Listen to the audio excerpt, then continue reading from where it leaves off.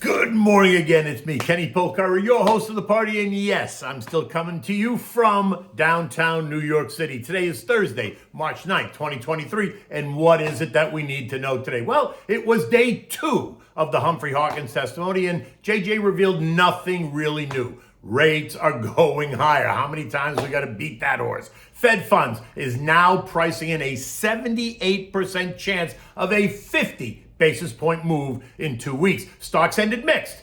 Not really a disaster. Janice Eberley. Remember this name. And what do we have for dinner tonight? We're going to have the spaghetti Fini with leeks and pancetta in a cream sauce. So delicious. Okay, look. JJ took the stage again at Capitol Hill, and he reminded us that he's keeping his options open. Again, he reminded us. His comments reminded us that the Fed is behind the 8 ball, even after years' worth of rate increases. The Dow traded lower, again, losing 60 points. But surprisingly, the S&P gained 6, the Nasdaq added 45, the Russell ended flat, while the transports gained 80 points. Now, this morning, it's a different story, right? There's been some reconsideration of his comments, and futures are all lower. On top of that, yesterday, we saw ADP employment come in stronger than expected at 242,000 new jobs, as I like to say, restored jobs. Last month's reading was also revised up, and the JOLTS, which is the job opening survey, rose by 300,000 more jobs than expected, coming in at 10,824,000 versus the expected 10,546,000. But to be fair, even the higher number was lower than last month's upwardly revised reading of 11,234. Now, this hot eco data offers little to no alternative for the Fed to turn dovish anytime soon, right? And so stocks struggled to hold on, even after JJ assured us that there has been no decision yet on whether they're going to go 25 or 50 basis points on the 22nd. And he offered up hope that they're not trying to force a recession, which I think is comical. Now, that's really funny. I just want to know, when did JJ become a comedian?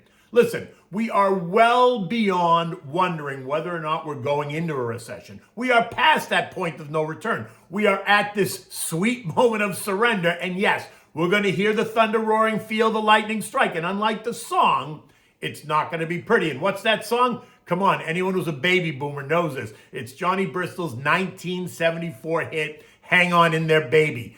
Every baby boomer knows this song. They know exactly where they were when they first heard it. So you can remind yourself, click on the link. There's a link in my written piece. You can find it on Twitter or LinkedIn. Click on the link and smile, right? Because it will remind you of days gone by. In the end, Johnny tells us, don't fight it, baby. Open the door, because that's the key to the freedom that we're working for, right? And so what's the door? Well, the door is that 50 basis point hike that we're almost sure to get. And the freedom is the complete destruction of inflation, getting us back to some sense of normalcy. See how I did that? I put it all together. Okay, on top of all this, there's this ongoing anxiety about what the NFP report on Friday and what the CPI and PPI reports that are due next week are going to reveal. Will they, like last month, surprise us to the upside? Or will they come in below the expectations, which is not likely? Expect investors and policymakers to scrutinize and dissect every little piece of this data that's coming out. In the NFP report, which is due out tomorrow, they're going to be looking for 3 key indicators, right?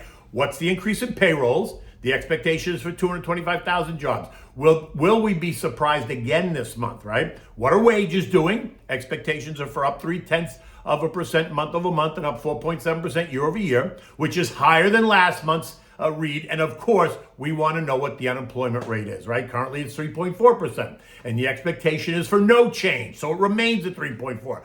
Not something that JJ wants to see. Capiche?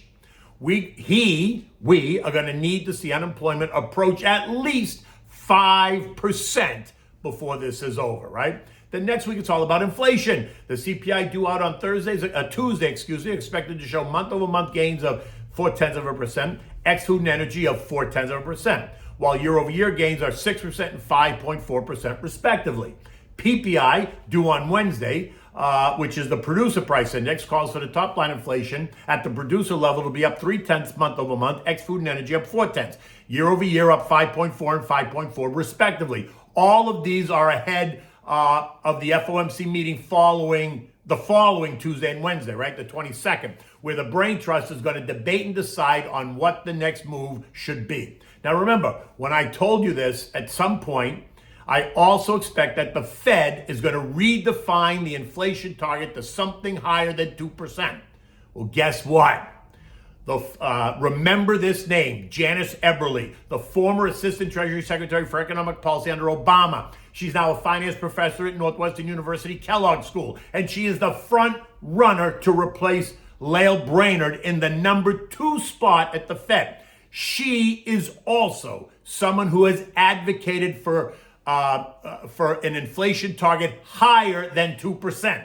Ladies and gentlemen, we've got a winner. Ding, ding, ding, ding, ding. They will appoint her and then watch how the narrative changes. It's all very orchestrated. Who are they kidding, right? So get ready for inflation to be redefined closer to 3%, if not 3% plus, right? As you might imagine, it was a mixed performance then for the sectors. Real estate was the winner, up 1.4%. Energy was the loser, down 1%. The other 9 sectors were plus or minus 0.5% on balance. Interestingly, the most strengths of the year continues to be in tech, up 12%, consumer discretionary up 11%, and communications up 13%. All sectors that were the biggest losers last year, right? Utilities so far this year are down 6%, healthcare down 7%, consumer staples down 3%, which is a little bit confusing.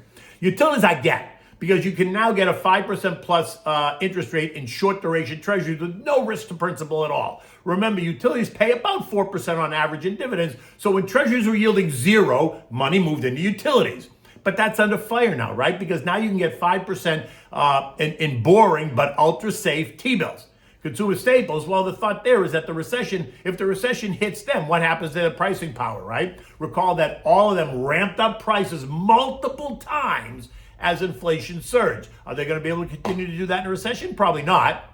And while they're not going out of business, they just aren't sexy like tech and communications. So if investors are looking for the biggest bang for their buck, they're going to gravitate towards sectors that were all overdone. And that brings us right back again, and you can see it in the performance. Tech, consumer discretionary, and communications, they top the list of the 11 broad sectors. But will they hold up if rates rise and the economy starts to decline? Probably not. And healthcare? Well, that was all about the guidance, right? But remember, demand for healthcare is inelastic. So that's going to keep them in line. But listen, that's not sexy either. So, apparently people want sexy at the moment, and that's where they're going. Now, bond yields continue to move up. The 2-year yielding 5.03%, the 5-year yielding 4.3%, and the 10-year is just below 4%. Actually, I think it's right at 4% this morning. Shorter duration T-bills, 3 months yielding 5.02%, while the 6-month is yielding 5.27%. CDs at the bank will continue to pay you probably 5.25%, right? So just let that sink in terms of when you think about how to stabilize your portfolio. And the dollar, that moved up again yesterday, inching up towards 105.66. This morning, the dollar is down about 23 cents at 105.40, and that's giving a little life to commodities. Gold, which had fallen by $37 on Tuesday to end the day at $18.17, and then held that level yesterday. But this morning, gold is trading up $5 at $18.22 an ounce, and it seems to have found support right in that level. But remember, the key level on gold to watch is really 1,800. Oil trading at 76.62, down 5 cents from yesterday. It's all about the rate hikes and what that's going to do to the economy and the dollar strength. Remember, I don't think it's a demand issue at all. I think it's going to be the stronger dollar that's going to put pressure on oil prices. Remember, oil demand is expected to grow. OPEC estimates that demand is going to rise by 2.5% this year, or 2.3 million barrels a day. And that's taking into account an economic slowdown, right? They've already taken that into account. I still think we're going to see 90 before we see 60 in oil. U.S. futures are churning this morning. The Dow is down 20, the S&P is down 10, the Nasdaq down 70, the Russell down 4. Not surprising after the performance yesterday. Fed fund futures are now pricing in a 78% chance of a 50 basis point rate hike in just 2 weeks. So tread lightly as the market reprices, because it is going to reprice. And all that means is that there will be new opportunities created, right? European markets this morning are all lower. They're down about 0.5% right across the board. Nothing really out of line, all those markets, right? The S&P ended the day yesterday at 39.92, which was up 5 points. But it's still below the 50-day moving average at 39.97. And this morning's weakness might see us test lower, down to 39.40, if the narrative becomes anxious around tomorrow's NFP report and next week's CPI and PPI reports. As noted, the bets are rising that the Fed is going to push rates higher by 50 basis points in 2 weeks. And in my mind, that really screams of desperation and mismanagement. And this is exactly what they did 40 years ago, right? They lightened up and then they were forced to become more aggressive as inflation remained sticky and stubborn.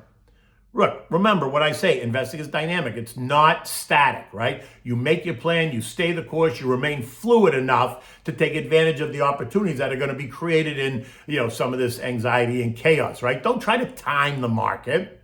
Do your research and then invest accordingly. I'm always happy to talk, right? So give me a buzz. Okay, what are we having for dinner today? We're having spaghetti Fini with leeks and pancetta. Spaghetti Fini is just thin spaghetti, right? It's the Italian way to say thin spaghetti.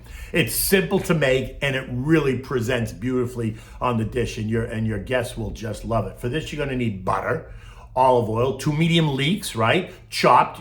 You wanna trim the bottom and then trim the bottom and the top and then use just the stalk, right? So it's white and green. You need salt and pepper. You need chopped fresh chives. You need the spaghetti. You need diced pancetta, heavy cream, and of course, fresh grated Parmigiana cheese, because you always need that. You want to bring a pot of salted water to a rolling boil on the back burner just so that it's ready when you need it. Now, in a big saute pan on medium heat, melt the butter, add a splash of olive oil just so the butter doesn't burn. You want to add the leeks and you cook them, right? Stirring occasionally until they're softened. Takes about 10 minutes or so. Then you're going to add the diced pancetta. You're going to saute that around for another 5 or 8 minutes. Until it's all nice and blended. And then you're going to add the heavy cream, enough that's going to be enough sauce for the pasta, right? Then turn it down to simmer and cover it. Now add the pasta to the water, cook it till it's al dente, 8 minutes or so. You want to strain it. You're always reserving some of the pasta water because you can always use it. Toss the pasta into the saute pan with the leeks and the sauce and stir it to combine. If you need to add a bit more water, this is when you do it, just to keep it moist, not to make it soupy. Then add the chives, toss it, and serve it immediately. I always like to have fresh Parmigiana on the table for your guests to enjoy. But I also, before I serve it, after I mix it all up, I take a handful of fresh Parmigiana cheese, I throw it right in there, and then I toss it, and then I serve it, and then I leave you more cheese on the table if you want. I happen to like cheese. I can never get enough of it, so I'm always adding fresh grated Parmigiana cheese to this pasta. In any event, you can complement this with, once again, a chilled white wine. Always works well with this, but a lighter red is fine as well. But I would favor the white, partly because the red gives me agita after a while. That's probably too much information. In any event, look, it's going to be a nice day here in New York. It's going to be in the high 40s, which is relatively warm considering it is March, right? But it's not the 80 degrees that I get down in Florida. In any event, until tomorrow, take good care.